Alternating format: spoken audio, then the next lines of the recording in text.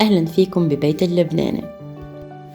بحلقتنا اليوم بدنا نشوف كيف فينا نعمل وصفة سريعة بدون ما نشتغل كتير وتبين كأنه أخذت معنا كتير وقت وهي كتير لذيذة. لهالوصفة بنحتاج لكيلو من اللحمة، وفيكم تختاروا الشقفة اللي بتحبوها. منبلش أول شي أكيد منشيل الشوائب إذا في شوائب ومنقطعها لكرويهات، وأكيد إذا بتفضلوا فيكن تخلوا اللحم هو يقطع لكم إياها.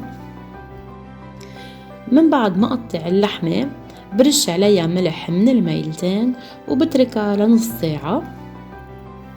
الملح هون بيخليها تطرى وبذات الوقت بيخليها تتنكه.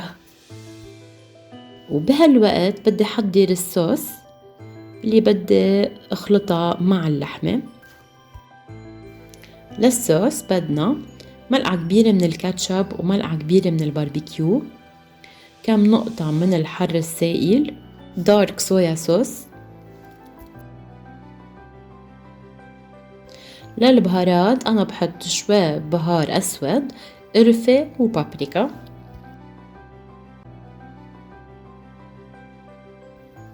بضيف ملعقة صغيرة من رب الحر مع ملعقة كبيرة من الزيت النباتي،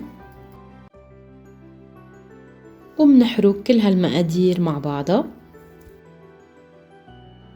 بضيف اللحمة على هالصوص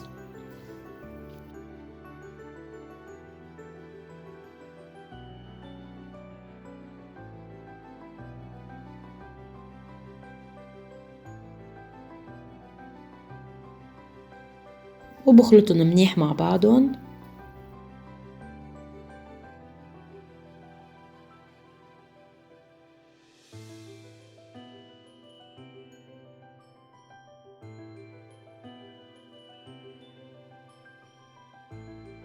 وهلا بدي فوتهم على الفرن.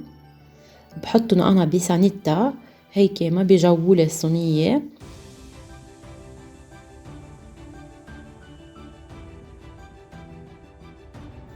ومنسكر السانيتا كتير منيح.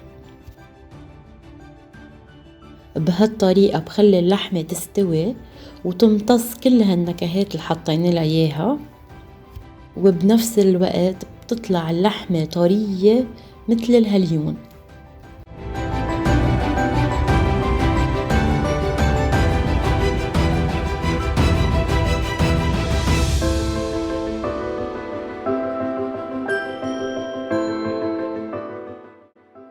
أكيد بدي فوتها على فرن حامي، وفيكن بنفس الصينية تحطوا خضار اللي بتحبوها. فيكن تشووا معها جزر، بصل، بطاطا، يعني الشي اللي انتو بتحبوه وبتفضلوه. أنا رح أقدمها على وجه صحن من الرز المفلفل مع الخضار.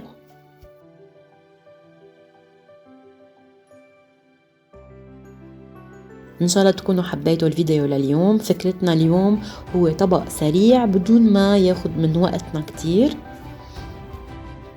النكهة طلعت كتير كتير طيبة، عن جد بنصحكم تجربوا هالوصفة، وشو ما كانت شقفة اللحمة اللي عم تستعملوها رح تطلع طرية معكم وغنية بالنكهات.